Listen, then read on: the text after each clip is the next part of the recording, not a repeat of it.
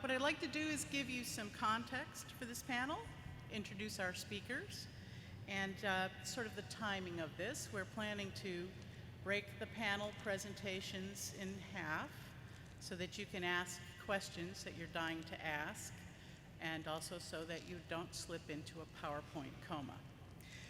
So the Task Force Oceanography was established to ensure the Navy's competitive edge and maritime superiority. And so it is focused on understanding, being able to work within, and being able to exploit the ocean environment. If you visit the Task Force Oceanography booth, there's a handout there that explains how and when the Task Force Oceanography panels will move forward, and their overall goal is to assess our competitive edge and competency and to build a 5-year roadmap to maintain superiority. This weaves in very nicely with the CNO's 4-point directive on maintaining superiority in the maritime environment. And in particular, this panel addresses his 4th point, which is establishing a network of partners and using information sharing to establish those partnerships.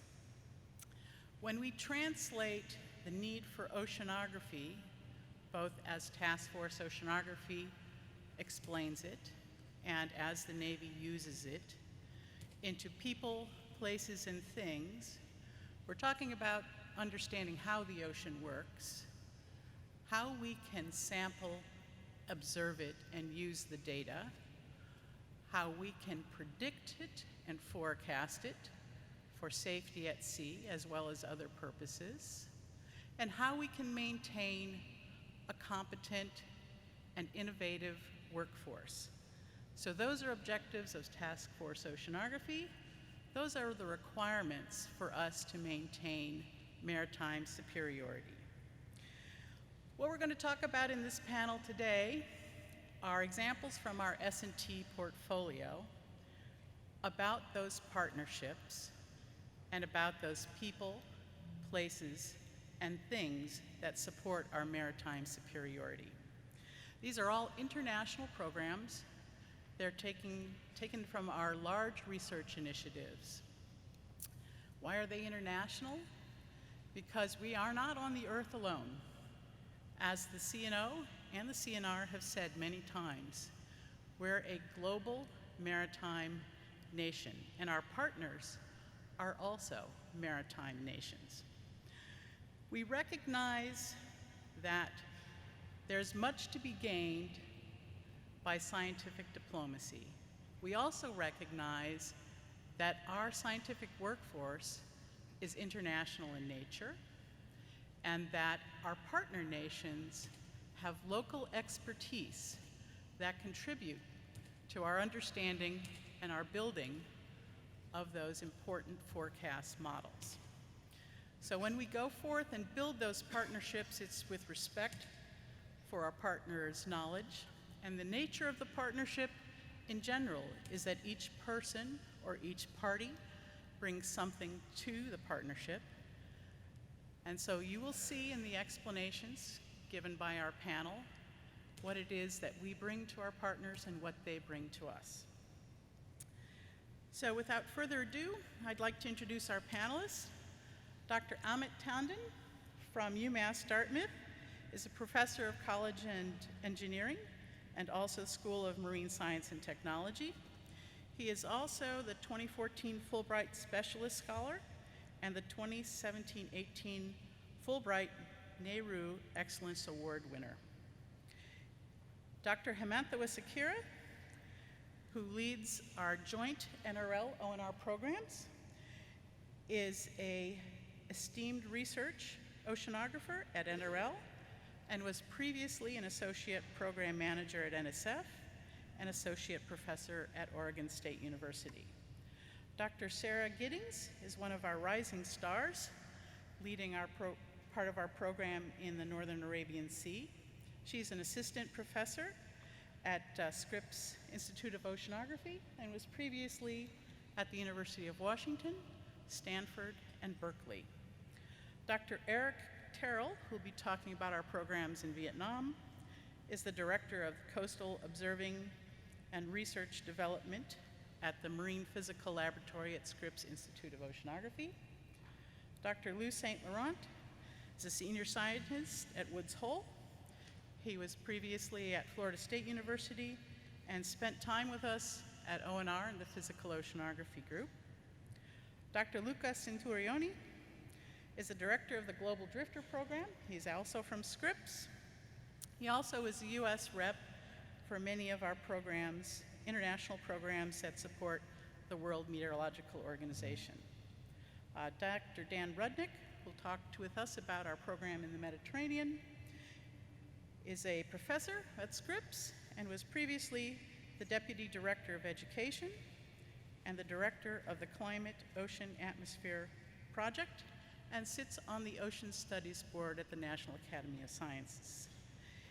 Dr. Emily Schroer is an Associate Professor at Oregon State University and is our present Young Investigator Award winner, and they will be talking with you about our international programs out at ONR.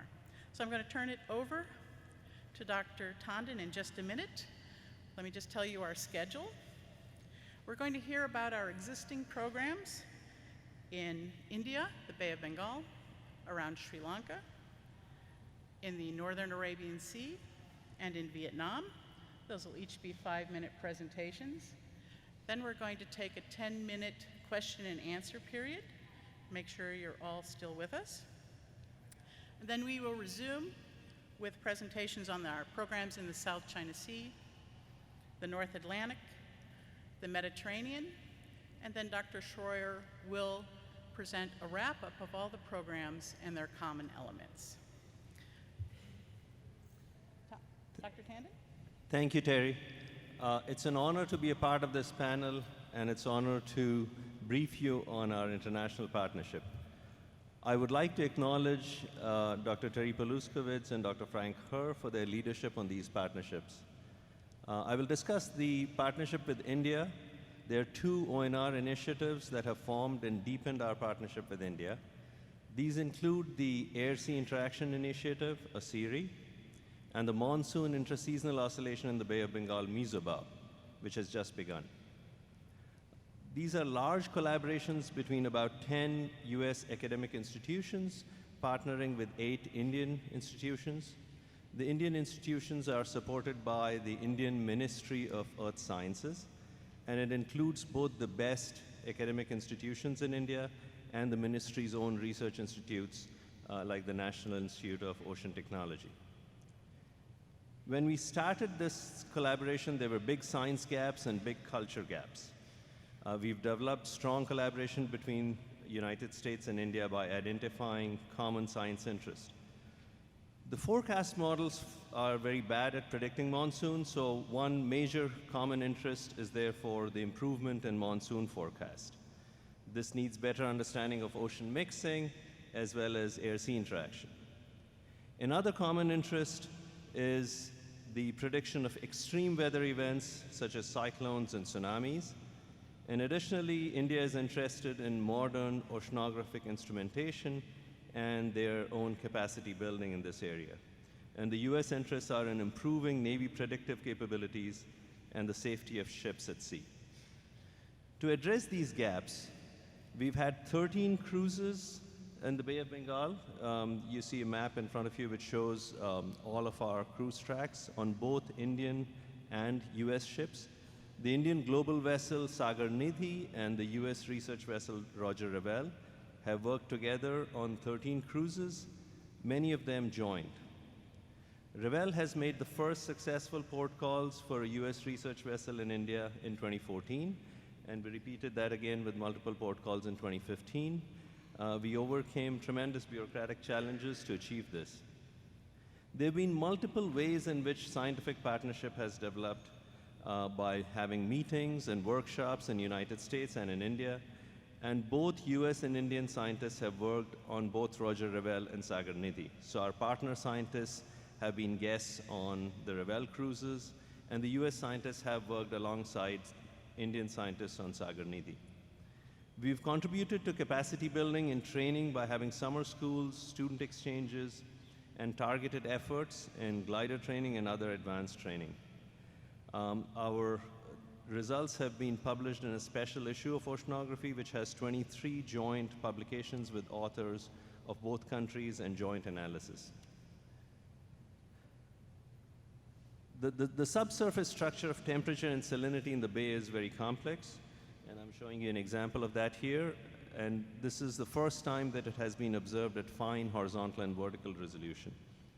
As part of a series, we've deployed an air-sea interaction mooring in the Bay of Bengal that accurately measured the air-sea interaction and mixing for a whole year with all phases of the monsoon covered. Cyclones are very hard to predict, but our measurements have successfully captured Cyclone Hudhud in October 2014, which showed 1 million times more mixing than the background due to the cyclone. I would like to summarize my remarks by saying that we've formed deep ties with India by capacity building, data sharing, and joint analysis. This is a people-to-people venture. We've achieved this by training efforts both on land and at sea, and by jointly publishing our results. There are 4 legacies of these ONR initiative.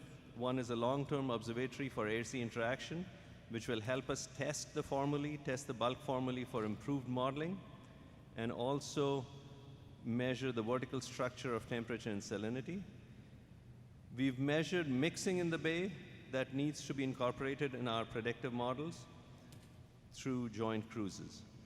We've conducted observations of processes that need to be, that can constrain our models for better prediction, and we've deepened our partnership with India.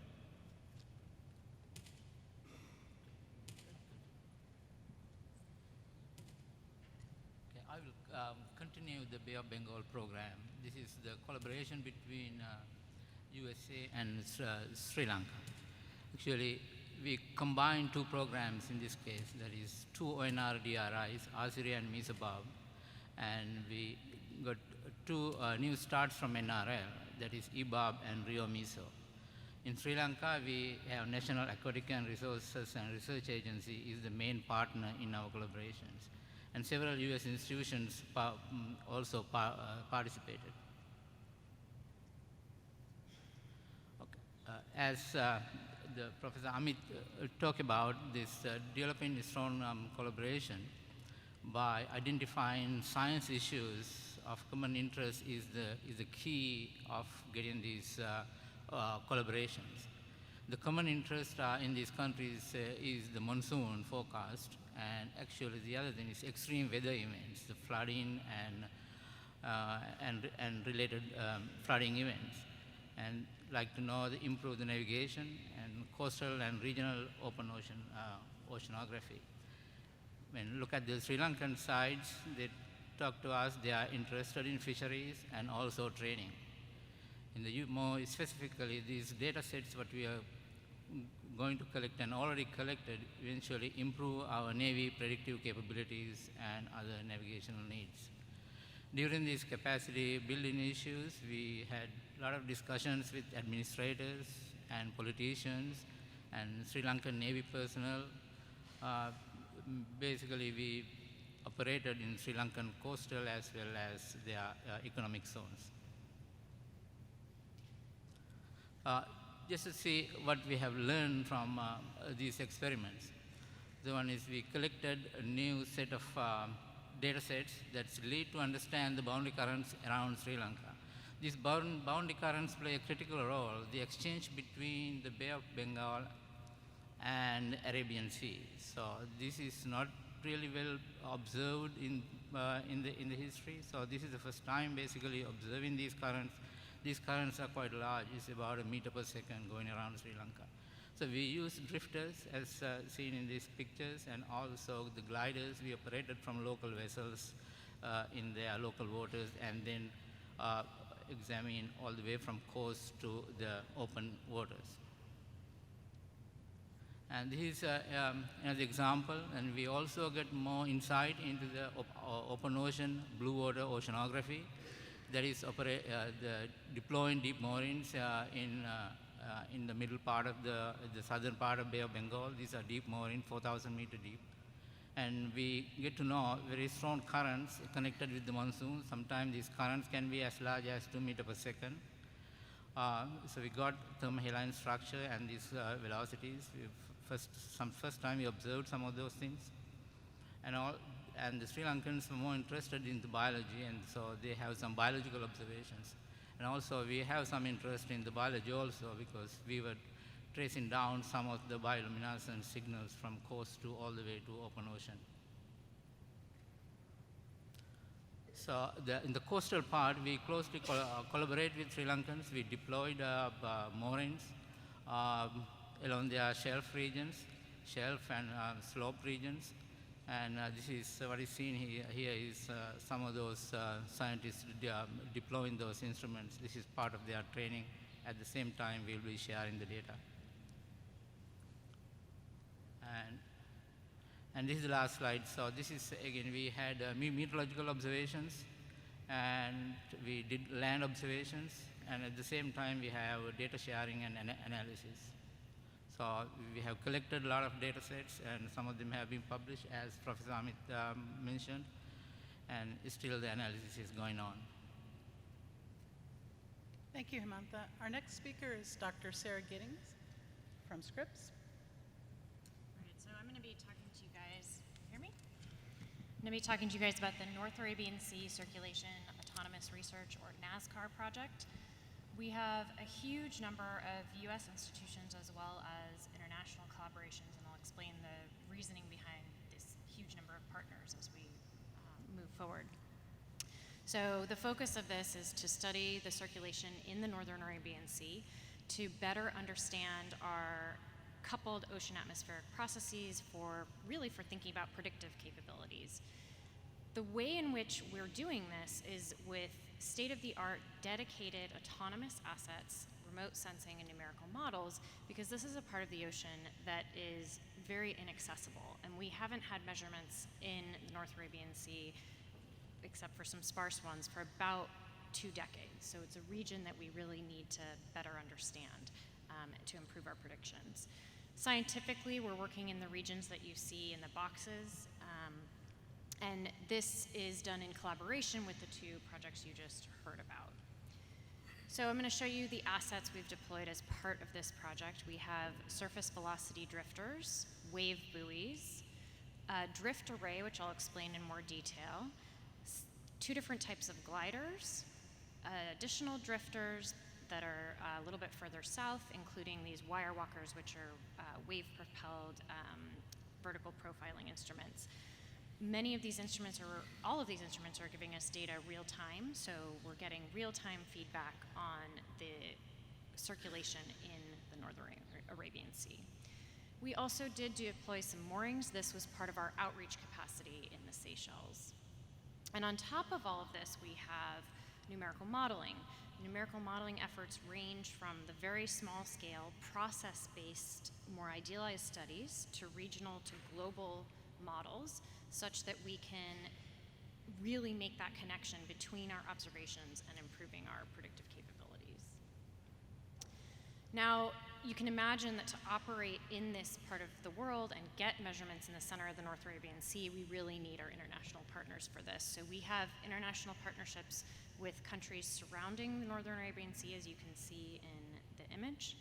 And I'm going to focus in on the Seychelles just to describe the type of interactions that we have. So we have collaborations with NGOs, with local agencies such as the Meteorological Service, the Seychelles Fishing Authority, the Coast Guard, as well as with academic institutions.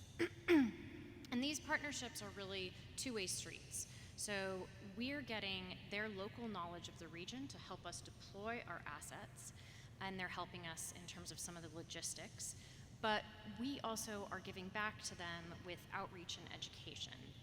We've been holding workshops. We've actually taken some students into the field to take very basic oceanographic measurements so that they have a better understanding of their local oceanography as it really matters for them with regards to their fisheries, for example.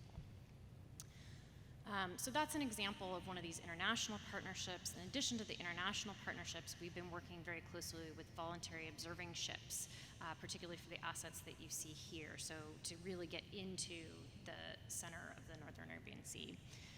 NAVO has been a big component of this, as well as several shipping lines.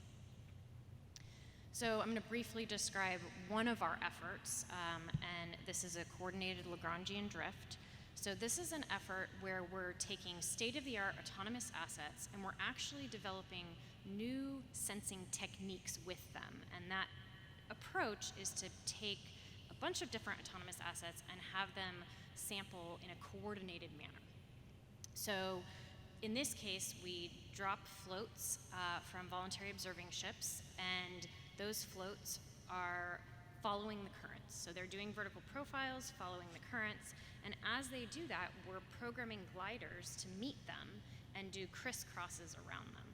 So you can see on the bottom left, you have a picture of what it looks like in geographic coordinates, and on the right, you see in the reference frame of the flow, of the moving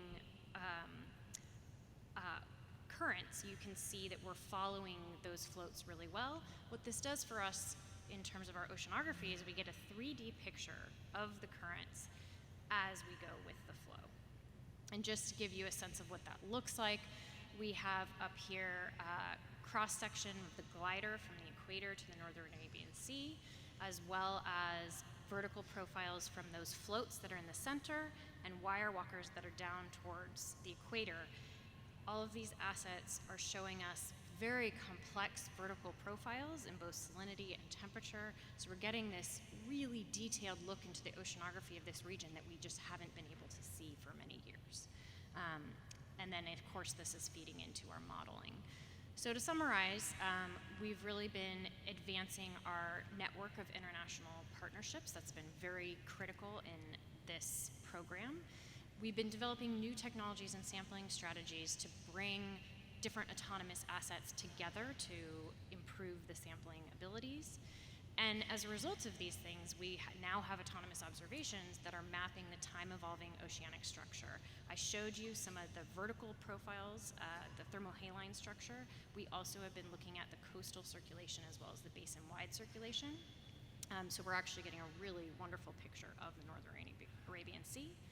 And then finally, as I said, these are being tied into models so that we can improve our predictive capabilities. Thank you, Sarah. And our next speaker is Dr. Eric Terrill, and he'll be talking about programs in Vietnam.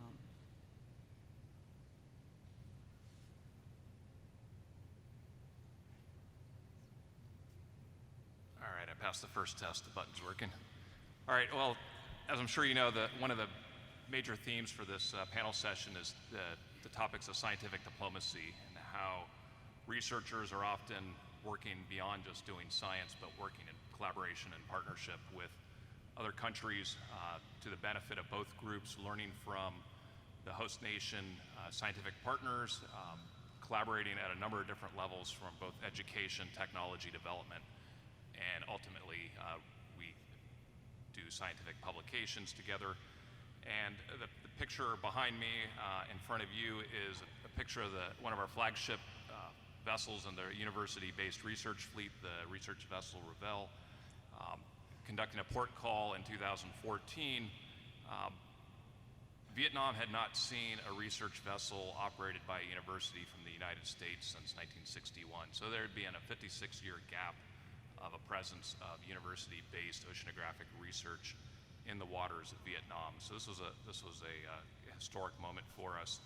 And one of the things I've been learning through this program, as others, is behind me you see the map of the EC and the area we're working, is that there's a lot of diplomacy 101 that you need to come up to speed very quick on when you're working with foreign countries. And each country that we work with or a region that we operate in has a lot of different subtleties. One thing I learned, if you're working with another country and you showed administrator two flags side by side, make sure the host country's flag is just a little bit higher from the perspective that you're showing them.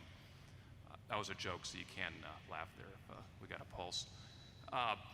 The other piece is, in the United States, the news media, we often refer to the South China Seas.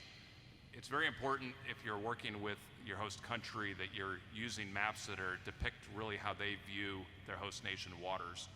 What I've circled here is a Vietnamese map showing the East Sea. It's not labeled the South China Sea. That would be a sure way to be uninvited back on your next visit.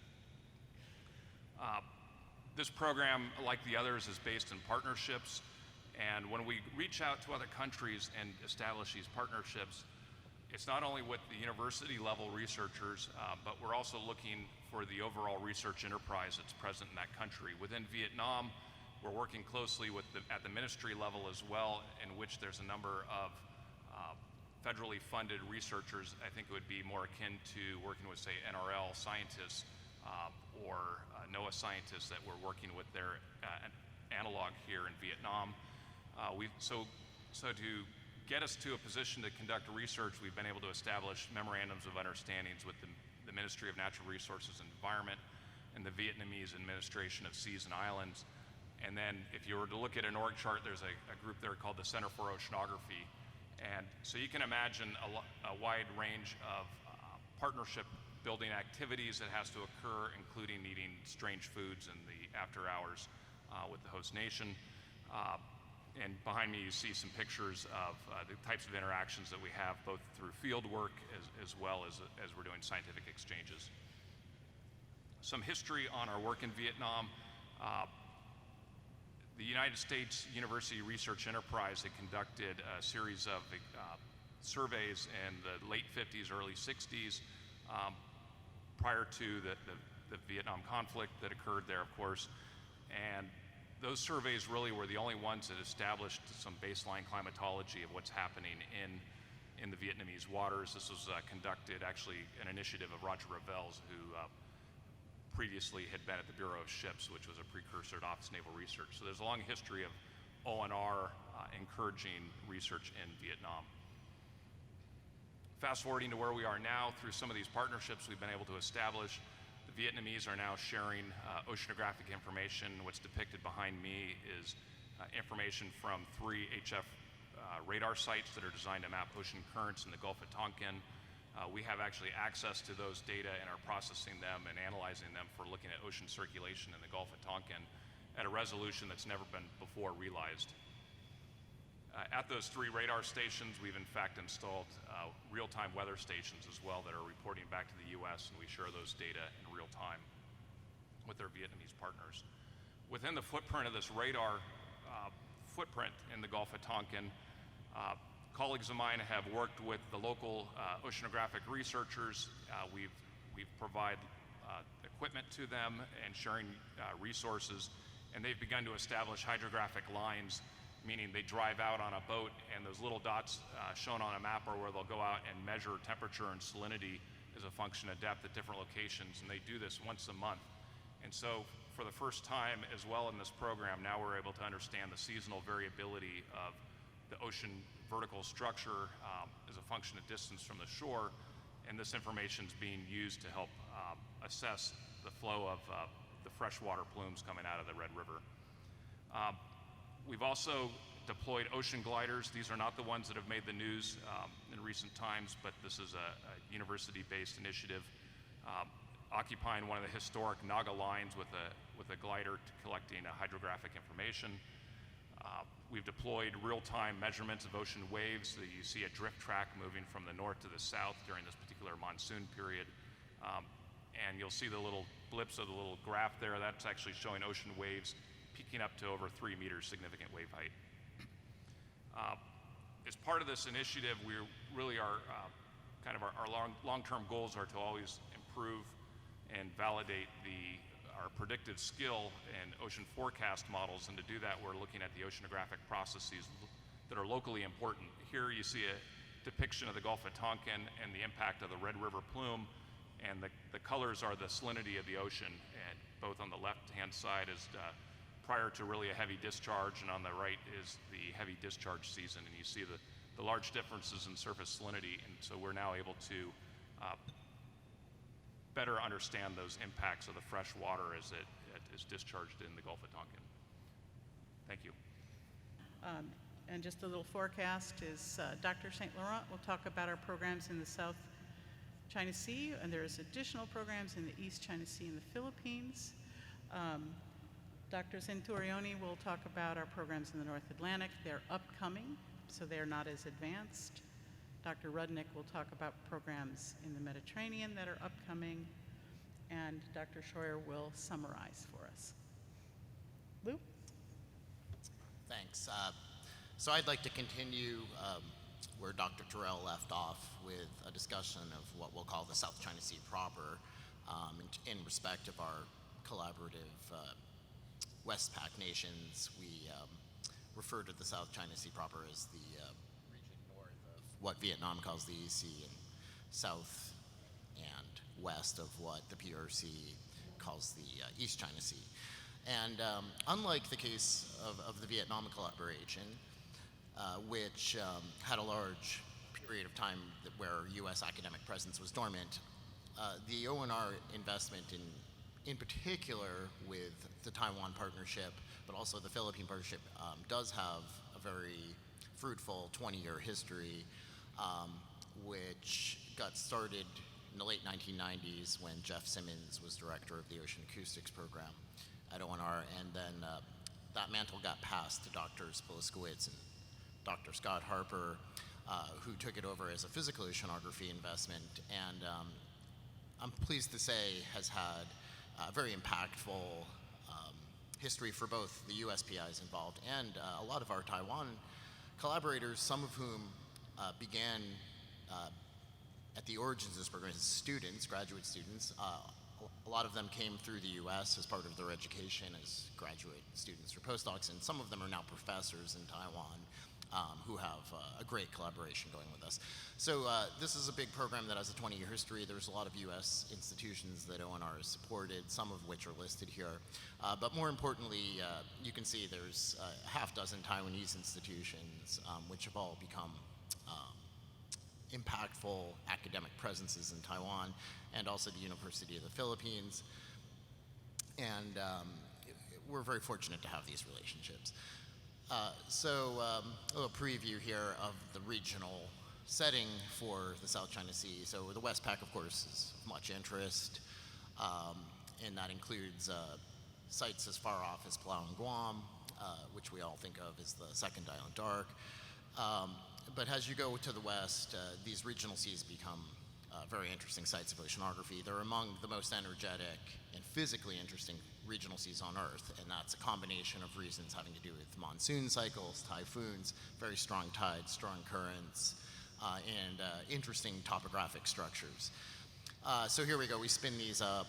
This shows some of the really nice modeling work that ONR has sponsored in terms of the vorticity field of the general Westpac region.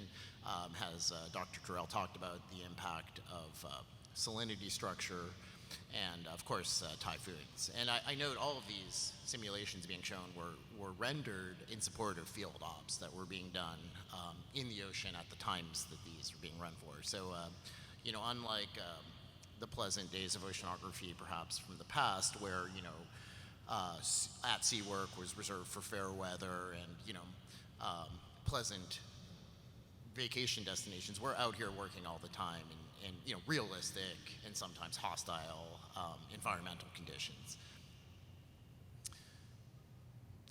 So this map is a static map that just, I think, highlights, you know, is the 20-year history of work that's been done. This time very specifically zoomed in on that South China Sea region. Just as a highlight, I used a synthetic aperture radar image of one particular feature of the physics of the South China Sea, which is the enhanced internal wave structure of the basin.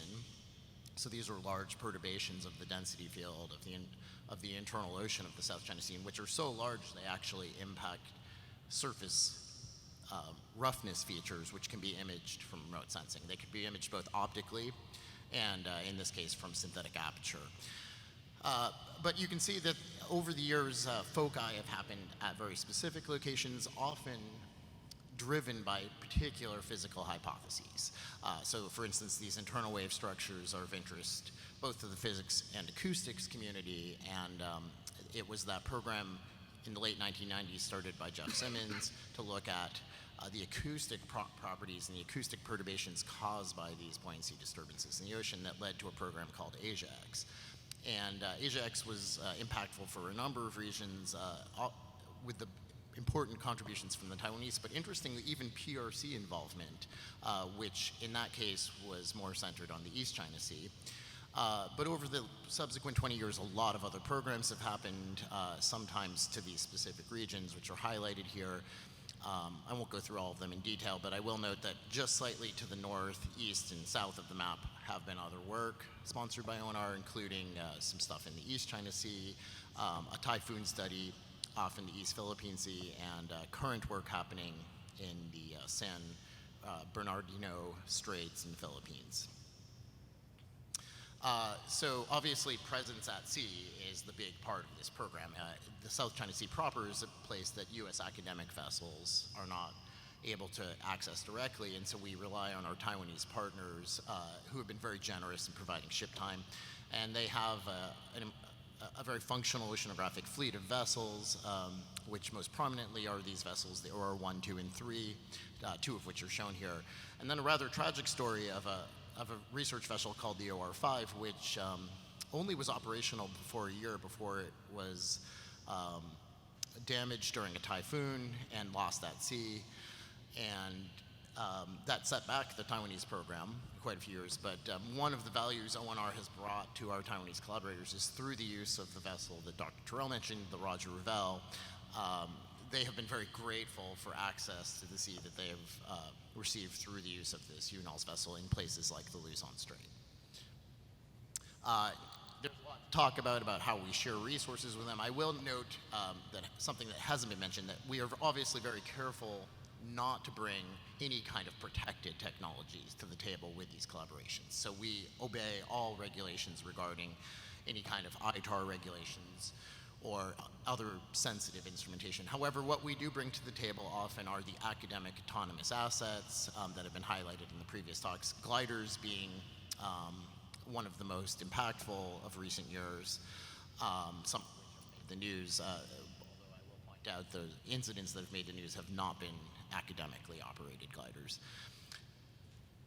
And just a summary of how 20 years of history leads to productive science. There was a paper that a group of us published about a year ago in the journal Nature, talking about the impact of these very large-scale buoyancy anomalies in the South China Sea. And here's a 20 or so author paper where I've highlighted the Taiwanese authors, some of whom, again, were students when they started and are now faculty at their Taiwanese institutions. And this is a way of how the full circle comes around and these academic studies come to fruition. One final slide here is that, if you just look at the pictures over 10 years of the working groups, an interesting evolution has occurred in both nations where, in addition to the aging of certain people in the first picture, you can see that the working groups have become more diverse over the 10 years that I've been involved for both countries. Both the US and the Taiwanese have started to exploit the talent in the workforce to be not just the old boys club. And then final summary, I'll just highlight the last one that, obviously we're talking about a region where the geopolitics, only become increasingly more complex. And it's through these long-lasting academic partnerships that at least the academic study of the ocean in these regions has a fair amount of stability. And that stability allows us to weather, cycles of elections and State Department variations and things like that. Thank you. Thank you, Lou. And we'll carry on with Dr. Centurioni talking about our upcoming program in the North Atlantic. Okay, let me take you around the world. We now move to the North Atlantic Ocean, and that's a demonstration of a truly global engagement of activities sponsored by the Office of Naval Research. NISCIN, which I'm going to talk about, is a new program starting right now. We're in the pilot phase, and it's operated in extreme environment. The North Atlantic, as many of you might have experienced, is a place of very strong, intense storms, fast developing extreme waves. As you see in this picture, here's a ship being rescued or assisted by the Icelandic Coast Guard. So this is a beginning right now, and you see on the left a list of U.S. institutions performing the pilot exploration, as well as on the right, the list of partners that we have identified so far in the region. And this is a common theme of what you've seen so far. Those places are far away. We need to optimize the resources, and we bring observational tools, sometimes knowledge. We also benefit from knowledge of the local, collaborators, and they provide us with, for example, deployment opportunities. I mean, we are so spread out that we need to, use their help to access some of these regions. So this is a little bit technical, but this is a program which is very process-oriented. And the issue here is what happens when the wind forces the ocean, and as you may know, it excites circular motion. We call those near inertial motions. So the ocean starts ringing at the frequency, which is dictated by the local rate of rotation of the planet. And in short, what we want to do here is study how those circular motions that become waves and propagate down in the vertical interact with ocean eddies, and how that affects the propagation and the dissipation of those waves, and how that influences the mixing of the water in the vertical. Why that is important? Well, if you don't get the mixing right, you don't get the circulation model right. So we need to know how the ocean gets mixed. So that's very important for prediction and forecasting, as well as has an impact of acoustics and the propagation of acoustic waves in the ocean. So we really try to understand the physics that has not been included in forecasting models so far. So we hope to be able to transition that knowledge into a more accurate forecasting for the Navy. So I already said why we want, what the goal is, refine the forecasting, and we do that through improving the physical understanding of those very specific processes. How do we do it? Well, in this case, we can move a ship to the region. It's not like the Northern Arabian Sea, that is a denied region for field work, so it has to be done exclusively with autonomous assets. Here we can bring a ship over there and use Iceland most likely as a base, and the ship will be used to deploy moorings and as well as state-of-the-art autonomous assets that will address the specific physics we're interested in, as well as will provide sustained near real-time observations of ocean currents, sea surface temperature, atmospheric pressure, and surface waves, amongst others. And that will have a profound impact on existing prediction models. So key to the success of these programs is engaging with the partners, international partners, and a few of us have been already doing preliminary work late in 2016 and early in 2017. And we began deploying, for example, surface drifters. You see an example in the slides. This is a particular drifter that also measures atmospheric pressure. And as we have found out very recently, the effect or the impact of these atmospheric pressure measurements on numerical weather prediction is very, very important. And here's a specific example of one drifter you see on the bottom right, the air pressure curve. You see there is a dip, and that dip is a storm developing in about 24 hours with a drop about 40 millibars.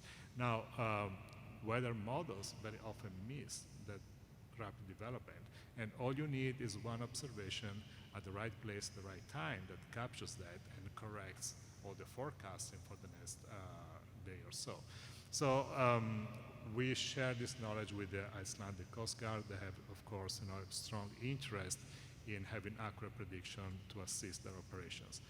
And so 14 drifts is deployed so far. You see the track on the picture over there. The other thing we did was to deploy wave buoys. You see an example here. Wave buoys is another development sponsored by, or co-sponsored by ONR, which uses GPS to infer the directional property of the waves. And so 14, 16 wave buoys were deployed and measured significant wave height up to 12 meters, which is, rough. And the wave glide has been deployed with a MET package, again, to, train the Icelandic Coast Guard on the use of such platform. Partnership is key. I won't say that enough. We cannot do that without assistance of the local institutions. So Icelandic Coast Guard is one. We have identified a Danish institution, DTU Aqua. We are now engaging with them for new deployments. And Scripps and the University of Iceland signed an MOU, which allows us to exchange data and exchange personnel for training and institutional purposes. So a few conclusions out there. NISCI is very process-oriented and will address the problem of predictability of ocean mixing as it relates to ocean circulation and propagation of acoustic waves. And the collaboration with the international parties is not only for field work, but also data, resource sharing, and capacity building, which is central to this activity. Thank you. Thank you, Luca. Our next speaker is Dr. Rudnic, talking about an upcoming program in the Mediterranean. Hello, thank you, Terry. I'm going to talk about a new project with Spain called CALYPSO in the Mediterranean. Now, the part of the Mediterranean we're looking at here has great historical importance as the gateway to the Mediterranean. It's bordered to the north by France and Spain, and to the south by Morocco and Algeria. The basic flow in the region is from the Atlantic into the Mediterranean in the Algerian current that flows along the north coast of Africa. The general flow in the Mediterranean is counterclockwise and comes back to the west in the northern current. This flow is quite complicated, and there are eddies embedded throughout this region, which makes it interesting oceanographically and a challenging environment to work in. One of the interesting features in this region is a very strong front caused by the inflow of Atlantic water to the south and then the returning Mediterranean water to the north. This front is consistently present. It's full of eddies, it's quite complicated, and it's been the focus of many studies, particularly by Spanish scientists. Along with changes in temperature and salinity across this front, there are clearly also changes in sound speed and acoustic propagation. So this is a region that's worth understanding better. To give you an idea a little more of what's going on at this place, here are a couple sections across the front of density and of chlorophyll fluorescence, a biological tracer.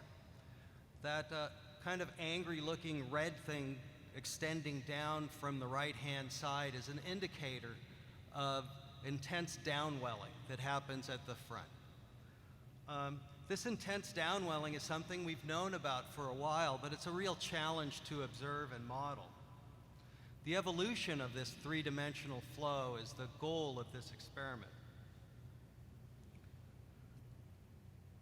So we have kind of an ambitious approach to this very difficult problem, and that is we plan to put out a number of autonomous devices in a coherent network that we hope will be able to identify this strong three-dimensional flow, do this in real time, send the data back, and sample adaptively.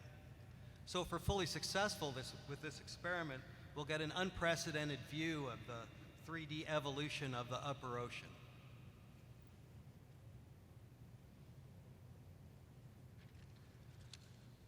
In closing, I'd like to talk a little bit about how we develop a collaboration, in this case with Spain. Spanish scientists are really experts in this area. They've been working in this area for decades. They know this place better than anybody else in the world. And they're the right people to work with. So they've been doing a series of experiments in this region, and a few years back, some American scientists started collaborating with them on the data that they were collecting. This led to a series of workshops, seminars, jointly authored papers, and exchanging of students and postdocs. The idea for CALYPSO emerged based on this joint expertise, the meeting of experts from Spain and the USA. Following that, we visited Mallorca, where they're based. That was just a few months ago. And there's joint fieldwork going on right now, right as we speak. They're in the water off of Mallorca in the region of that front. As we have developed the CALYPSO here by ONR funding, at the same time, there has recently been a cooperative Spanish program funded, and observations are planned for next year and continuing into the future. So in the end, in addition to learning more about this part of the ocean, to getting a better understanding and ultimately a better predictive capability, we're expanding our network of expert partners in this part of the world. Thank you. Thank you, Dan. And now, Dr. Schroyer has agreed to wrap up all the common themes from this, and after her talk, we'll open it up for questions and discussion. Emily? Thanks, Terry. Yeah, so I just want to quickly summarize 3 themes that I think reflect the strengths of all of these international collaborations. The first is just related to the science focus of each of these projects, which, you know, the individual emphasis can vary, but they're all united under a need for understanding of the basic physics of the ocean for improved forecast and modeling. And these projects can focus more on the ocean side, so understanding ocean circulation and structure, or the wave fields, and that's exemplified through CALYPSO in the Mediterranean, as well as Niskin in the North Atlantic. Or they can focus on air-sea interactions, for example, in partnerships with India and Sri Lanka in terms of monsoon prediction. They also can often focus on forecasting of extreme events like tropical cyclones, which have been a topic of study in both the ASIRI project as well as ITOP in the Western Pacific and South China Sea. The implications of this work include resource management and stability for the region, as well as improved acoustic modeling and propagation of sound. And then, of course, both countries, the US as well as our host country, have a common interest in the safety of our ships at sea. And then I'd like to also emphasize that these science focuses benefit from the shared knowledge and expertise of our host country partner scientists, as Dan just emphasized. We really do gain a lot by working with experts in the region. The second topic I'd like to touch on is just that these international collaborations tend to encourage innovation in sampling, and not just in terms of sensor development, but in terms of how we sample the ocean. So I've highlighted 3 topics here. One is that these projects have really advanced our use of autonomous assets, particularly for sustained sampling in regions that are difficult to access or historically undersampled.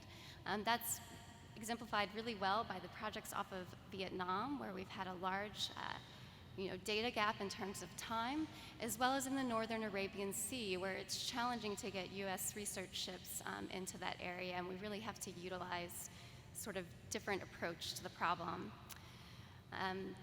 Once we have a shared science focus, we develop the sensing capability to meet that focus. And so these efforts have really targeted sensor development and sampling design. So like Sarah introduced this concept of using multiple types of autonomous and drifting platforms and using an intelligent or a creative sampling strategy to approach that science focus and interest. And then thirdly, because we're operating in sort of these different areas that have their own operational challenges, we really have to be flexible in how we sample. So we often utilize flexible sampling platforms, for example, using local vessels for recovery, deployment, or even just regular CTD sampling, so sort of a standard hydrographic sampling, as well as voluntary observing ships through NAVO and other partners. And then the final point, and maybe the most important, is that these international collaborations, they enhance cultural understanding and communication through science diplomacy. And I think you can break up these partnerships in basically two categories. One are long-term standing relationships, and then the other is in the development of new partners. As we develop new partners, and I have all of the regions we've talked about today marked in either yellow stars or red stars. So the yellow stars are sort of these new partnerships that are just emerging.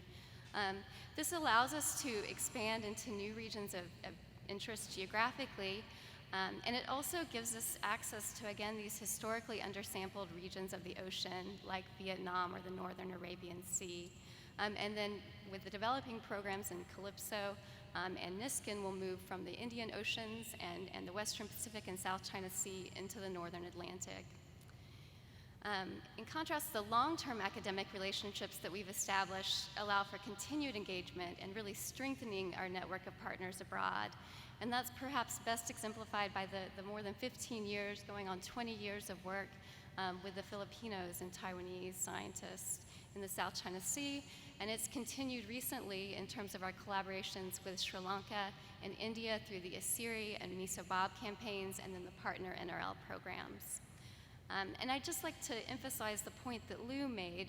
You know, the partnerships that we're talking about here are happening on an academic to academic level or an academic to internal agency level. So they're really scientists to scientists communicating with one another.